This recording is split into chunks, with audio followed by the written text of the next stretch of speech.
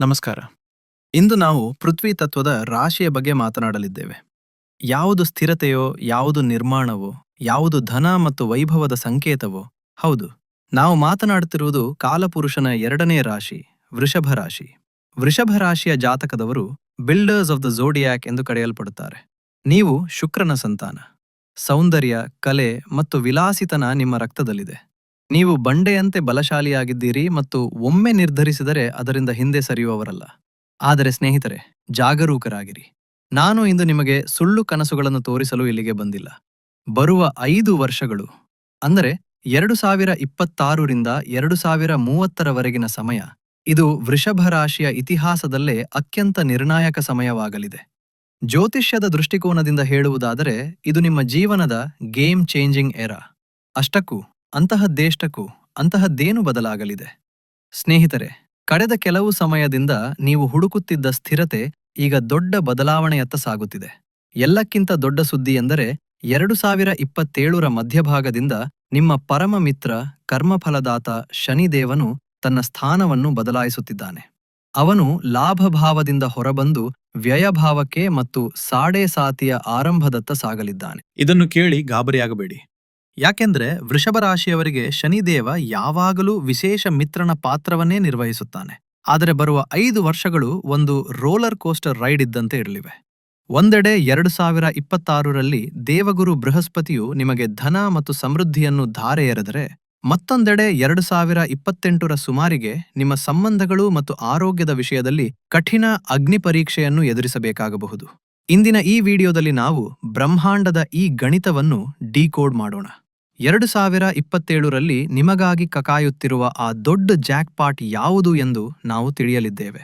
2029ರ ಯಾವ ತಿಂಗಳಲ್ಲಿ ನಿಮಗೆ ವಿದೇಶ ಪ್ರಯಾಣ ಅಥವಾ ಸ್ಥಳ ಬದಲಾವಣೆಯ ಪ್ರಬಲ ಯೋಗವಿದೆ ಎಂಬ ಬಗ್ಗೆ ಮಾತನಾಡಲಿದ್ದೇವೆ.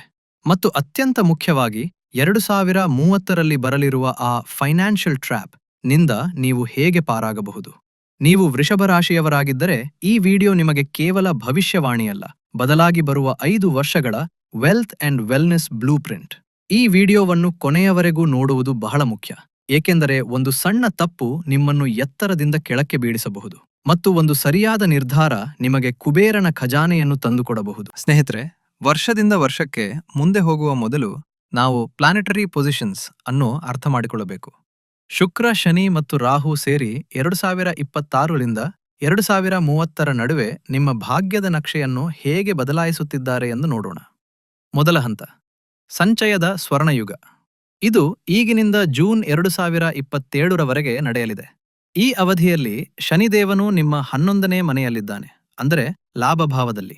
ಜ್ಯೋತಿಷ್ಯದ ನಿಯಮದಂತೆ ಮಂದಗತಿಯ ಗ್ರಹ ಲಾಭಭಾವದಲ್ಲಿದ್ದಾಗ ಅದು ದೀರ್ಘಕಾಲದವರೆಗೆ ಲಾಭವನ್ನು ನೀಡುತ್ತದೆ. ಈ ಹಂತದಲ್ಲಿ ಗುರು ಕೂಡ ಉಚ್ಚ ಸ್ಥಿತಿಯಲ್ಲಿರುತ್ತಾನೆ. ಇದು ಹಣವನ್ನು ಉಳಿಸಲು, ಬಿಸ್ನೆಸ್ ಬೆಳೆಸಲು ಮತ್ತು ಕನಸುಗಳನ್ನು ನನಸಾಗಿಸಿಕೊಳ್ಳಲು ಸೂಕ್ತ ಸಮಯ. ಎರಡನೇ ಹಂತ, ಫಾರ್ಮ್ಯಾಟಿಂಗ್ ಮತ್ತು ಸಾಡೆ ಸಾತಿಯ ಹಂತ. ಇದು ಜೂನ್ 2027ರಿಂದ 2030ರವರೆಗೆ ಇರುತ್ತದೆ. ಕಥೆಯಲ್ಲಿ ಟ್ವಿಸ್ಟ್ ಬರುವುದು ಯಾವಾಗ ಎಂದರೆ, ಶನಿದೇವನು 12ನೇ ಮನೆಗೆ ಪ್ರವೇಶಿಸಿದಾಗ ಮತ್ತು ಸಾಡೆ ಸಾತಿಯ ಮೊದಲ ಹಂತ ಆರಂಭವಾದಾಗ. ಜನರು ಸಾಡೆ ಸಾತಿಗೆ ಹೆದರುತ್ತಾರೆ, ಆದರೆ ನಮ್ಮ ಅಂಕಿಅಂಶಗಳ ಪ್ರಕಾರ ಹೆದರಬೇಡಿ. ವೃಷಭ ರಾಶಿಯ ಇತಿಹಾಸವನ್ನು ಗಮನಿಸಿದರೆ ಜೀವನದ ದೊಡ್ಡ ಮೈಲಿಗಲ್ಲುಗಳು, ಅಂದರೆ ಸ್ವಂತ ಮನೆ ಕಟ್ಟುವುದು, ಮದುವೆಯಾಗುವುದು ಅಥವಾ ದೊಡ್ಡ ರಾಜಕೀಯ ಪದವಿ ಸಿಗುವುದು, ಹೆಚ್ಚಾಗಿ ಸಾಡೆ ಸಾತಿಯ ಸಮಯದಲ್ಲಿಯೇ ಸಂಭವಿಸಿವೆ. ಆದರೆ ಇದರ ಕೆಲವು ಅಡ್ಡ ಪರಿಣಾಮಗಳೂ ಇವೆ. ಸುಳ್ಳು ಆರೋಪಗಳು, ಆರೋಗ್ಯ ಸಮಸ್ಯೆಗಳು ಮತ್ತು ಅತಿಯಾದ ಖರ್ಚು. ಬನ್ನಿ ಈಗ ನಾವು ಆಳವಾಗಿ ಅಧ್ಯಯನ ಮಾಡೋಣ ಮತ್ತು ವರ್ಷದಿಂದ ವರ್ಷಕ್ಕೆ ನಿಮ್ಮೊಂದಿಗೆ ನಿಜವಾಗಿ ಏನಾಗಲಿದೆ ಎಂದು ನೋಡೋಣ. 22ರಿಂದ ಆರಂಭಿಸೋಣ. ಸ್ನೇಹಿತರೆ, 22ರ ಮಧ್ಯಭಾಗದಿಂದಲೇ ಬದಲಾವಣೆಗಳು ಶುರುವಾಗಿರುತ್ತವೆ. ಮೇ 22ರಿಂದ ರಾಹು ನಿಮ್ಮ 10ನೇ ಮನೆಯಲ್ಲಿ ಕುಳಿತಿದ್ದಾನೆ. ರಾಹು 10ನೇ ಮನೆಯಲ್ಲಿ ಇದ್ದಾಗ ಅವನು ಮನುಷ್ಯನಿಗೆ ಮಹತ್ವಾಕಾಂಕ್ಷೆಯ ಅಮಲೇರಿಸುತ್ತಾನೆ. ಜಗತ್ತೇ ನನ್ನ ಕಾಲಡಿಯಲ್ಲಿದೆ ಎಂದು ನಿಮಗನಿಸಬಹುದು. ನಿಮ್ಮ ಕೆರಿಯರ್, ಪ್ರಮೋಷನ್ ಮತ್ತು ಸ್ಟೇಟಸ್ಗಾಗಿ ನೀವು ಹುಚ್ಚುಚ್ಚಾಗಿ ಶ್ರಮಿಸುತ್ತೀರಿ ಮತ್ತು 2026ರಲ್ಲಿ ಅದರ ಫಲಿತಾಂಶ ಸಿಗಲಿದೆ. ಆದರೆ 2026ರ ನಿಜವಾದ ಹೀರೋ ಬೃಹಸ್ಪತಿ, ಗುರು. 2 ಜೂನ್ 2026ರಂದು ಒಂದು ದೊಡ್ಡ ಘಟನೆ ನಡೆಯಲಿದೆ. ಗುರುವು ಕರ್ಕ ರಾಶಿಗೆ ಪ್ರವೇಶಿಸುತ್ತಾನೆ. ಕರ್ಕ ರಾಶಿಯಲ್ಲಿ ಗುರುವು ಉಚ್ಚನಾಗುತ್ತಾನೆ, ಅಂದರೆ ಗುರು ತನ್ನ ಅತ್ಯಂತ ಶಕ್ತಿಯುತ ಸ್ಥಿತಿಯಲ್ಲಿರ್ತಾನೆ. ಈ ಗುರುವು ನಿಮ್ಮ ಮೂರನೇ ಮನೆಯಲ್ಲಿ ಕುಳಿತುಕೊಳ್ಳುತ್ತಾನೆ. ಮೂರನೇ ಮನೆ ಎಂದರೆ ಕೇವಲ ಕಠಿಣ ಶ್ರಮದ ಮನೆಯಲ್ಲ. ಇಲ್ಲಿ ಗುರುವಿನ ದೃಷ್ಟಿ ಆಟವನ್ನು ಬದಲಾಯಿಸುತ್ತದೆ. ಗುರುವು ಮೂರನೇ ಮನೆಯಲ್ಲಿ ಉಚ್ಚನಾದಾಗ ಅವನು 3 ಮನೆಗಳನ್ನು ನೋಡುತ್ತಾನೆ. 1. ಮೊದಲನೆಯದಾಗಿ ಅವನ ದೃಷ್ಟಿ 7ನೇ ಮನೆಯ ಮೇಲೆ ಬೀಳುತ್ತದೆ. ನೀವು ಉದ್ಯಮಿಯಾಗಿದ್ದರೆ ಇದು ನಿಮ್ಮ ಗೋಲ್ಡನ್ ಪೀರಿಯಡ್. ನಿಮ್ಮ ಪಾಲುದಾರಿಕೆ ಪಾರ್ಟ್ನರ್ಶಿಪ್ಸ್ ಬಲಗೊಳ್ಳುತ್ತದೆ. 1. ನೀವು ಒಂಟಿಯಾಗಿದ್ದರೆ ಮದುವೆಯ ಪ್ರಬಲ ಯೋಗಗಳು ಕೂಡಿಬರುತ್ತವೆ. 2. ಎರಡನೆಯದಾಗಿ ಅವನ ದೃಷ್ಟಿ 11ನೇ ಮನೆಯ ಮೇಲಿದೆ. ಗುರುವಿನ ನೇರ ನೋಟ ನಿಮ್ಮ ಲಾಭ ಭಾವದ ಮೇಲಿದೆ. ಇದರ ಅರ್ಥ ಸರ್ವ ಕಾರ್ಯಸಿದ್ಧಿ. ನಿಮ್ಮ ಎಲ್ಲಾ ನಿಂತುಹೋದ ಕೆಲಸಗಳು ಪೂರ್ಣಗೊಳ್ಳುತ್ತವೆ. ಆದಾಯದ ಮೂಲಗಳು ಹೆಚ್ಚಾಗುತ್ತವೆ. ಪ್ರಾಪರ್ಟಿ ಡೀಲ್ಗಳಿಂದ ಲಾಭವಾಗಲಿದೆ. 3. ಮೂರನೆಯದಾಗಿ ಅವನ ದೃಷ್ಟಿ 9ನೇ ಮನೆಯ ಮೇಲಿದೆ. ಆದರೆ ಇಲ್ಲಿ ಒಂದು ಎಚ್ಚರಿಕೆ ಇದೆ. ಗುರುವು 9ನೇ ಮನೆಯನ್ನು ನೋಡುತ್ತಿದ್ದಾನೆ, ಆದರೆ 9ನೇ ಮನೆಯಲ್ಲಿ ಮಕರ ರಾಶಿ ಇದೆ. ಅಲ್ಲಿ ಗುರುವನ್ನು ನೀಚ ಎಂದು ಪರಿಗಣಿಸಲಾಗುತ್ತದೆ. ಇದರರ್ಥ ಭಾಗ್ಯವೂ ಸಾಥ್ ನೀಡುತ್ತದೆ, ಆದರೆ ತಂದೆಯೊಂದಿಗೆ ಭಿನ್ನಾಭಿಪ್ರಾಯಗಳು ಉಂಟಾಗಬಹುದು ಅಥವಾ ತಂದೆಯ ಆರೋಗ್ಯವು ಚಿಂತೆಯ ವಿಷಯವಾಗಬಹುದು. ಈ ಸಮಯದಲ್ಲಿ ಧಾರ್ಮಿಕ ಯಾತ್ರೆಗಳಲ್ಲಿ ಸ್ವಲ್ಪ ಅಡೆತಡೆಗಳು ಬರಬಹುದು. ಈ ಇಡೀ ವರ್ಷ ಅಂದರೆ 2026ರ ಮಧ್ಯದಿಂದ 2027ರ ಮಧ್ಯದವರೆಗೆ ನಿಮಗೆ digital business, tour and travels ಮತ್ತು ಮಾರ್ಕೆಟಿಂಗ್ನಿಂದ ಭಾರೀ ಹಣ ಸಿಗಲಿದೆ. ಇದು ನಿಮ್ಮ ಬಿಸ್ನೆಸ್ ವಿಸ್ತರಿಸಲು ಸೂಕ್ತ ಸಮಯ. 2027 ಒಂದು ನಿರ್ಣಾಯಕ ತಿರುವು. ಈಗ ನಾವು ಈ ಇಡೀ 5 ವರ್ಷಗಳ ವಿಶ್ಲೇಷಣೆಯ ಅತ್ಯಂತ ಪ್ರಮುಖ ದಿನಾಂಕಕ್ಕೆ ಬರೋಣ. ಇದನ್ನು ನೋಟ್ ಮಾಡಿಕೊಳ್ಳಿ. 3 ಜೂನ್ 2027. ಈ ದಿನ ಶನಿದೇವನು ನಿಮ್ಮ 11ನೇ ಮನೆಯಿಂದ ಹೊರಬಂದು 12ನೇ ಮನೆಗೆ ಪ್ರವೇಶಿಸುತ್ತಾನೆ. ಇಲ್ಲಿ 2 ದೊಡ್ಡ ವಿಷಯಗಳು ನಡೆಯುತ್ತಿವೆ. ಮೊದಲನೆಯದಾಗಿ ನಿಮ್ಮ ಸ್ಯಾಡೆ ಸಾತಿಯ ಮೊದಲ ಹಂತ ಆರಂಭವಾಗುತ್ತಿದೆ. ಎರಡನೆಯದಾಗಿ ಮೇಷರಾಶಿಯಲ್ಲಿ ಶನಿಯು ನೀಚನಾಗುತ್ತಾನೆ. ಜ್ಯೋತಿಷ್ಯದಲ್ಲಿ ನೀಚ ಶನಿ ಎಂದು ಕೇಳಿದ ಕೂಡಲೇ ಜನರು ಗಾಬರಿಯಾಗುತ್ತಾರೆ. ಎಲ್ಲವೂ ಮುಗಿದು ಹೋಯಿತು ಎಂದು ಭಾವಿಸುತ್ತಾರೆ. ಆದರೆ ವೃಷಭ ರಾಶಿಯ ಅಂಕಿಅಂಶಗಳು ಬೇರೆಯದೇ ಕತೆ ಹೇಳುತ್ತವೆ. ನಮ್ಮ ಅಂಕಿಅಂಶಗಳ ಪ್ರಕಾರ ಶನಿ ಇಲ್ಲಿ ಒಂದು ಹಿಡನ್ ರಾಜಯೋಗ, ರಹಸ್ಯ ರಾಜಯೋಗವನ್ನು ಸೃಷ್ಟಿಸಬಹುದು. ಹೇಗೆ? ಶನಿ 12ನೇ ಮನೆಯಲ್ಲಿ ಕುಳಿತು 6ನೇ ಮನೆಯನ್ನು ನೋಡುತ್ತಿದ್ದಾನೆ. ಇದರರ್ಥ ನಿಮ್ಮ ಶತ್ರುಗಳು ನಿಮ್ಮ ಮೇಲೆ ದಾಳಿ ಮಾಡುತ್ತಾರೆ, ಸುಳ್ಳು ಆರೋಪಗಳು ಕೇಳಿಬರುತ್ತವೆ, ಕೋರ್ಟ್ ಕೇಸ್ಗಳು ಆಗಬಹುದು. ಆದರೆ ಶನಿಯು 6ನೇ ಮನೆಯನ್ನು ನೋಡುತ್ತಿರುವುದರಿಂದ ಅವನು ಈ ಶತ್ರುಗಳನ್ನು ನಾಶಪಡಿಸುತ್ತಾನೆ. ನೀವು ಸತ್ಯದ ಹಾದಿಯಲ್ಲಿದ್ದರೆ ಈ ಸಂಕಷ್ಟಗಳಿಂದ ಹೊರಬಂದು ಒಬ್ಬ ನಾಯಕ ಅಥವಾ ರಾಜನಂತೆ ಹೊರಹೊಮ್ಮುತ್ತೀರಿ. ಇತಿಹಾಸದಲ್ಲಿ ಅನೇಕ ಸಾಮ್ರಾಟರು ಇದೇ ಗ್ರಹ ಸ್ಥಿತಿಯಲ್ಲಿ ಉದಯಿಸಿದ್ದಾರೆ. ಆದರೆ ಜಾಗರೂಕರಾಗಿರಿ. ಈ ಸಮಯದಲ್ಲಿ ವ್ಯರ್ಥ ಖರ್ಚು ಬಹಳ ಹೆಚ್ಚಾಗುತ್ತದೆ. ನೀವು ಇಷ್ಟವಿಲ್ಲದಿದ್ದರೂ ಹಣ ಖರ್ಚು ಮಾಡಬೇಕಾಗುತ್ತದೆ. ಕೆಲವೊಮ್ಮೆ ಆಸ್ಪತ್ರೆಯ ಬಿಲ್ಗಳು, ವಕೀಲರ ಫೀಸು ಅಥವಾ ಇದ್ದಕ್ಕಿದ್ದಂತೆ ಬರುವ ಸಂಕಷ್ಟಗಳಿಗಾಗಿ. ಅದಕ್ಕಾಗಿಯೇ 2026ರಲ್ಲಿ ನಾವು ಹೇಳಿದ್ದು ಹಣವನ್ನು ಉಳಿಸಿ ಎಂದು. ಏಕೆಂದರೆ 2027ರ ನಂತರ ಖರ್ಚು ಮಾಡುವ ಸಮಯ ಬರಲಿದೆ. ಗೃಹಿಣಿಯರಿಗಾಗಿ ವಿಶೇಷ ವಿಭಾಗ. ನಾನು ಈಗ ನಮ್ಮ ತಾಯಂದಿರು ಮತ್ತು ಸಹೋದರಿಯರ ಬಗ್ಗೆ, ಅಂದರೆ ಹೋಮ್ ಮೇಕರ್ಸ್ ಅಥವಾ ಗೃಹಿಣಿಯರ ಬಗ್ಗೆ ವಿಶೇಷವಾಗಿ ಮಾತನಾಡಲು ಬಯಸುತ್ತೇನೆ. ಸಾಮಾನ್ಯವಾಗಿ ರಾಶಿಫಲದ ವಿಡಿಯೋಗಳಲ್ಲಿ ನಿಮ್ಮ ಬಗ್ಗೆ ಪ್ರತ್ಯೇಕವಾಗಿ ಮಾತನಾಡುವುದಿಲ್ಲ. ಆದರೆ ವೃಷಭ ರಾಶಿಯ ಈ ಬದಲಾವಣೆಯ ಪ್ರಕ್ರಿಯೆಯಲ್ಲಿ ನಿಮ್ಮ ಪಾತ್ರ ಬಹಳ ಮುಖ್ಯವಾಗಿದೆ. ನಿಮಗೆ ಈ 5 ವರ್ಷಗಳು ಹೇಗಿರಲಿವೆ ನೋಡೋಣ ಬನ್ನಿ. ನೋಡಿ, 2026ರಿಂದ 2027ರ ಮಧ್ಯದವರೆಗೆ ಸಮಯವು ನಿಮಗೆ ಕೇವಲ ಅಡುಗೆ ಮನೆಗೆ ಸೀಮಿತವಾಗಿಲ್ಲ. ಈ ಸಮಯದಲ್ಲಿ ಗುರುವು ಉಚ್ಚನಾಗಿ ನಿಮ್ಮ 3ನೇ ಮನೆಯಲ್ಲಿದ್ದಾಗ ಅವನು ನೇರವಾಗಿ ನಿಮ್ಮ 7ನೇ ಮತ್ತು 9ನೇ ಮನೆಯನ್ನು ನೋಡುತ್ತಾನೆ. ಇದರರ್ಥ ನಿಮ್ಮ ಅದೃಷ್ಟದಿಂದಾಗಿ ನಿಮ್ಮ ಪತಿಗೆ ಕೆರಿಯರ್ನಲ್ಲಿ ದೊಡ್ಡ ಜಂಪ್ ಸಿಗಲಿದೆ. ಅವರ ಆದಾಯ ಹೆಚ್ಚಾಗುತ್ತದೆ. ಜೊತೆಗೆ ನೀವು ಯಾವುದಾದರೂ work from home, tuition, cooking channel ಅಥವಾ ಆನ್ಲೈನ್ ಬಿಸ್ನೆಸ್ ಆರಂಭಿಸಲು ಬಯಸಿದರೆ 26 ಅತ್ಯಂತ ಸುಂದರ ವರ್ಷವಾಗಿದೆ. ಗುರುವು ನಿಮಗೆ ಬೆಂಬಲ ನೀಡುತ್ತಾನೆ.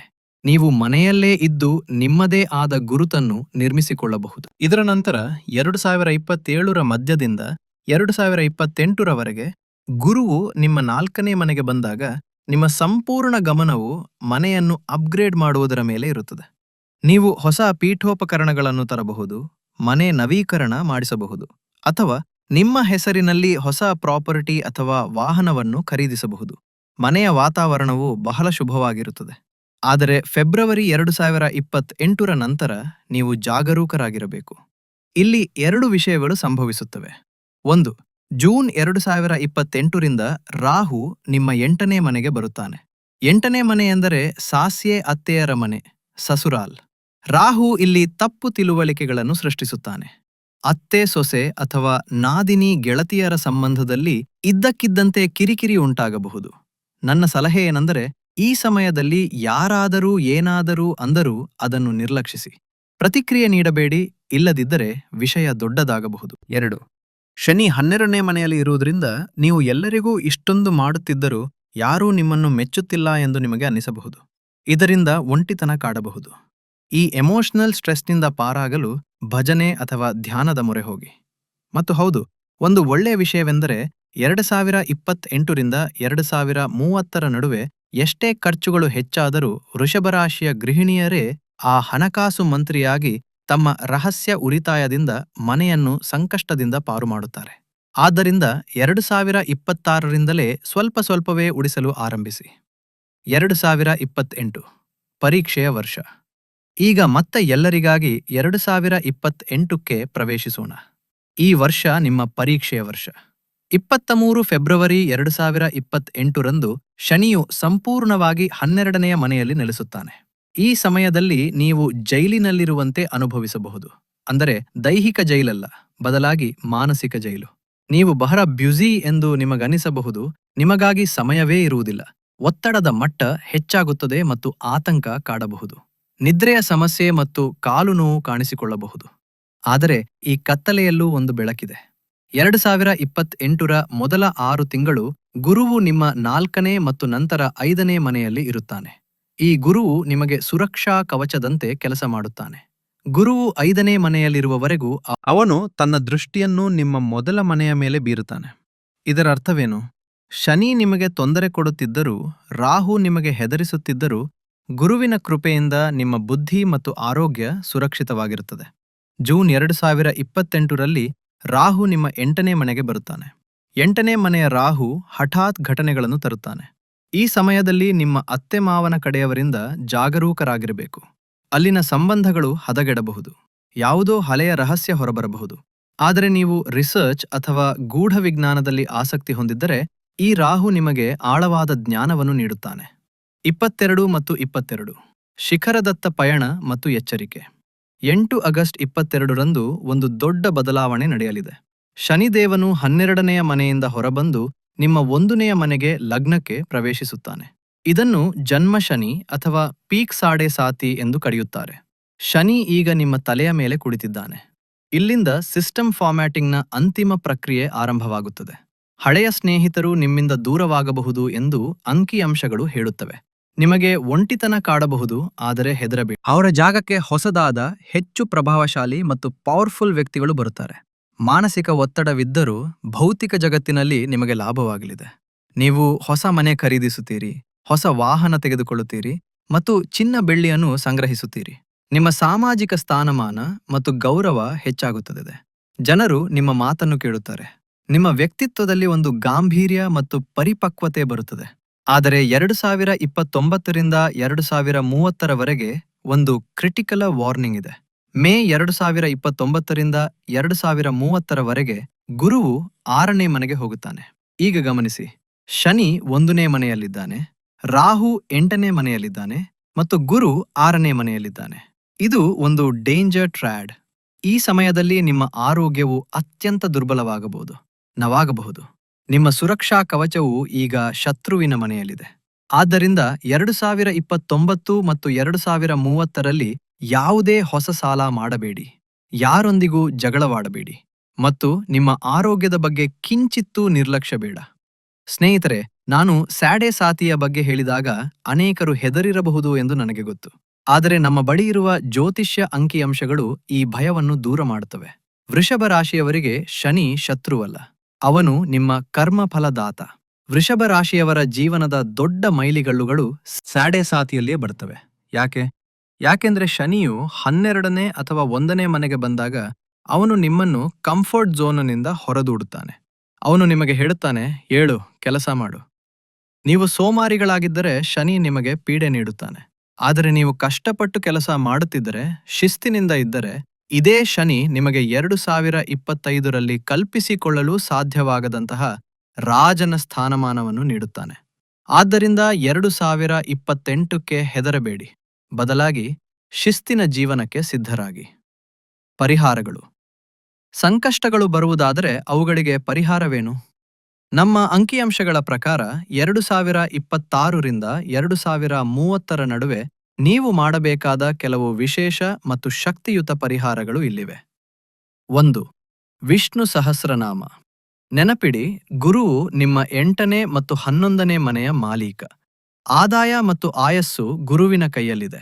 ಪ್ರತಿದಿನ ಅಥವಾ ಕನಿಷ್ಠ ಗುರುವಾರ ವಿಷ್ಣು ಸಹಸ್ರನಾಮ ಸ್ತೋತ್ರವನ್ನು ಪಠಿಸಿ ಅಥವಾ ಕೇಳಿ. ಇದು ಕಷ್ಟವೆನಿಸಿದರೆ ಓಂ ವಿಷ್ಣವೇ ನಮಃ ಎಂಬ ಸರಳ ಮಂತ್ರವನ್ನು ಜಪಿಸಿ. ಇದು ನಿಮ್ಮ ಆದಾಯವನ್ನು ರಕ್ಷಿಸುತ್ತದೆ. 3. ಶನಿ ಸ್ತೋತ್ರ.